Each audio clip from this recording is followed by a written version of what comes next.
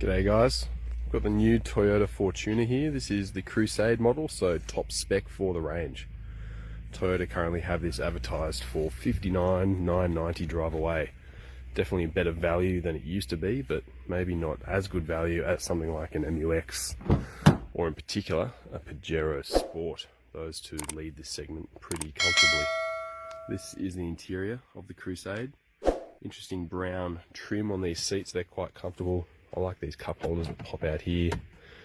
Got one on each side, more cup holders there. Decent center console storage. Infotainment is a little bit old and dated, and you can't get a digital speedo up on that little multifunction display there in the middle. But it's comfortable, it's practical. I like these rubber floor mats because look, we've got it grubby, but you can just pull those out, hose them off, easy. That's what you want for a four-wheel drive. It's also handy for the family too. If you've got really grubby kids, this floor mat runs the full way, so they're not going to get all their lollies and chuppa chups stuck in the carpet. Easy to clean. 112 volt there, and a 240 or 220 volt household outlet there. If I can get my finger under it, there we go. Baby seat fits well. This second row does slide, so you can get a bit more space into the back, but it's reasonably comfortable. I mean, it's worth noting it's not as comfortable as a Kluger by any stretch of the imagination. It's not as comfortable to drive either, but obviously this one is off-road capable, and I can tell you that it's actually quite comfortable. Now, why isn't that opening? Let me get the there's the key fob there. See if this works. There we go.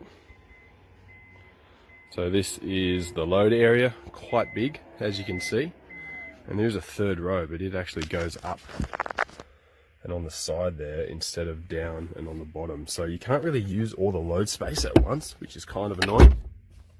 So that's it set up there. It's small, good enough for kids.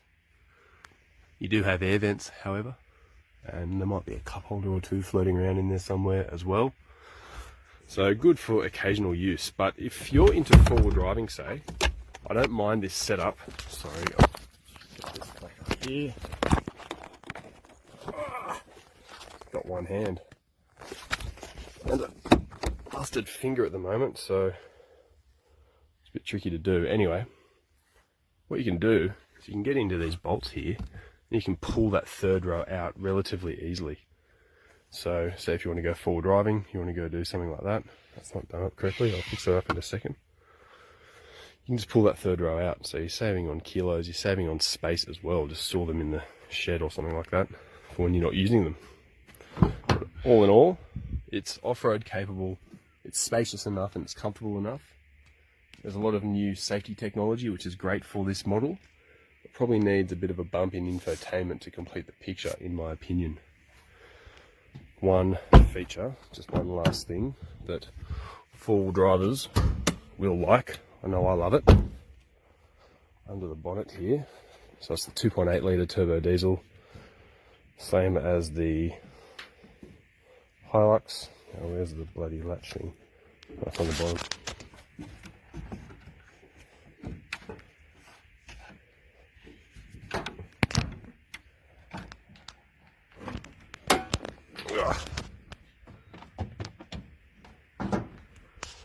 There we go.